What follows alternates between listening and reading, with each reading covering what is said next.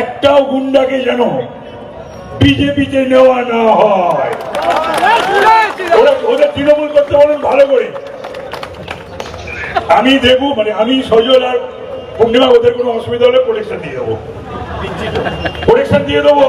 ভাজপা করতে দেবো না, বিজেপি করতে দেবো না, তৃণমূলই করো, ভালো করে করো। সজল যাকে হারিয়েছে সে সেই দিন রাত্রি পালিয়ে গেছে দলের ছেড়ে দিয়ে, জানেন?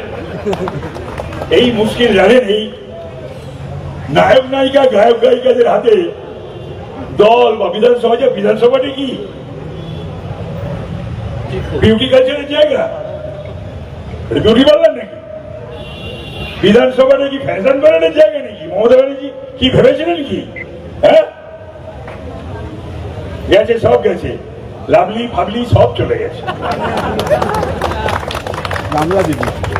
পূর্ণিমা যাকে হারিয়েছে, শিল্পের যে জোয়ার এনেছিল তাতে জিতবে কি করে বাংলা?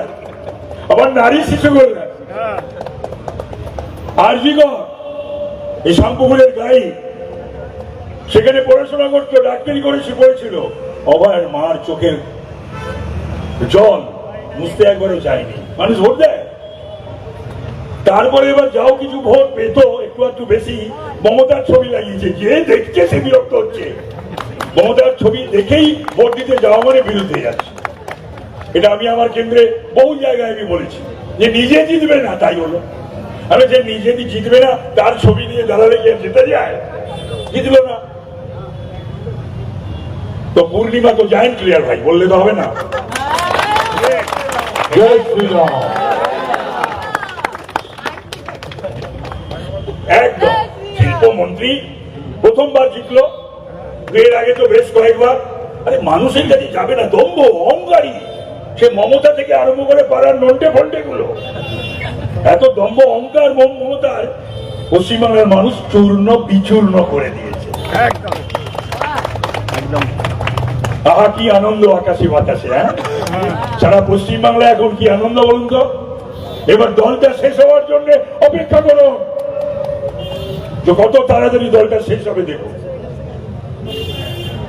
আর অপেক্ষা করুন, আজকে নাকি সুজিত বোসকে অ্যারেস্ট করেছে, অপেক্ষা করছি মমতার জেল আর অভিষেকের জেল। মমতার এই জেল তবু নয়, বরদাস্ত করা যায়, কাঁধে ব্যাগ ফ্যাগ নিয়ে ঢপ ফপ দিয়ে যাইও, এরা করেছে। আরে এটা কি? হ্যাঁ, না আছে উচ্চতা শরীরে, না আছে শরীরে চেহারা, না রাজনৈতিক উচ্চতা, না রাজনৈতিক ধার ভার, পাঙ্গা নিতে গেছে অমিত শাহর সঙ্গে। হয় হয় কখনো? এই আপনারা জানেন তো, কার্বাইডে পাকা হচ্ছে, কার্বাইডে পাকা রাজনৈতিক কর্মী। তা না হলে 12টার পরে নাকি আমাদের হাড়গোড় ভেঙে দেবে, বাড়ি থেকে বেরো পাবলিক হাড়গোড় ভেঙে দেবে, বাড়ি থেকে বেরো পাবলিক মেরে হাড়গোড় ভেঙে দেবে। বিজেপি হাড়গোড় ভেঙে দিচ্ছিল অভিষেক, অমিত শাহকে দেখে নেবে, আসপর্দা বলি। তারপরে বলছে ডিজে বাজাবে রবীন্দ্রসঙ্গীতের সঙ্গে, এখন ডিজে বাজছে, পিসি ভাইপো ডিজে। এবার জেল যাত্রার দিন গুলো, জেল তোমাদের হবে দুজনেরই, পিসি ভাইপো, মুক্তি নেই। এত স্ক্যাম, এত করাপশন, জেলে যাবে না, থাকার কথা জেলে আছে। এখানে কিছু নন্ডে বন্ডে রয়েছে, পাকা ছোঁড়া, সব নিজেদের ফেস ভ্যালু নেই, ফেসবুক করে, ফেসবুক করে। আমি জানি এই আহিরটোলায় আমি 2 মাস থেকে গেছি, যখন লড়তে হবে। মমতা কত বড় গাদ্দার জানেন, কত বড় বেঈমান জানেন, কত বড় বিশ্বাসঘাতক জানেন, কত বড় মির্জাফর জানেন। ও আবার লোককে বলে সারা বাংলার, পশ্চিম বাংলার ছাত্র, যুব, শিক্ষক, ডাক্তার,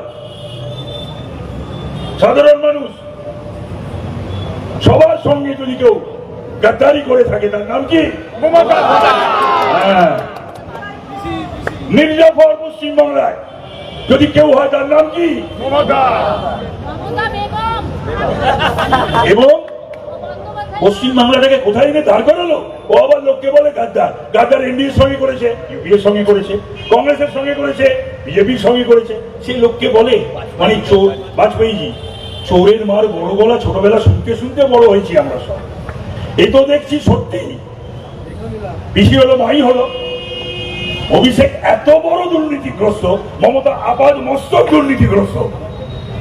পশ্চিমবাংলায় এরকম দুর্নীতিগ্রস্ত মহিলা এবং ওই কুর্সিতে বসা কেউ আজ পর্যন্ত হয়নি, আজ পর্যন্ত না। অনেক কিছু আবার চিৎকার করে মানুষের কাছে ভোট চাইতে যায়। মানুষ বসে আছে ভোট দেবে বলে। আবার বলছিল কি 221, 226, 300টা পেতে পারে। আমি সজলকে জিজ্ঞেস করছি, ওরে সজল, 300টা করতে আনবে বাড়তি 6টা? ওই চোর চারটে, কেজরিওয়াল, তেজস্বী, অখিলেশ আর সোরেন, হেমন্ত সোরেন, এই চারটের কাছ থেকে বোধ হয় 6টা বাড়তি নিয়ে আসবে। তা মানুষের আমার রাগ হয় কার ওপর জানেন? এই রাগ হয় এই ভাইফোঁটার ওপরে, আর রাগ হয় পরিবারের ওপরে, আর ওকে ঘিরে যারা করে কমবে খাচ্ছিল এই মেসি অরূপ আর দাওয়াতে ইসলাম ববি, এদের ওপরে। এই মহিলাটাকে বিশ্রাম দেওয়ার চিকিৎসা করানোর কথা, না দিচ্ছে বিশ্রাম, না করাচ্ছে চিকিৎসা।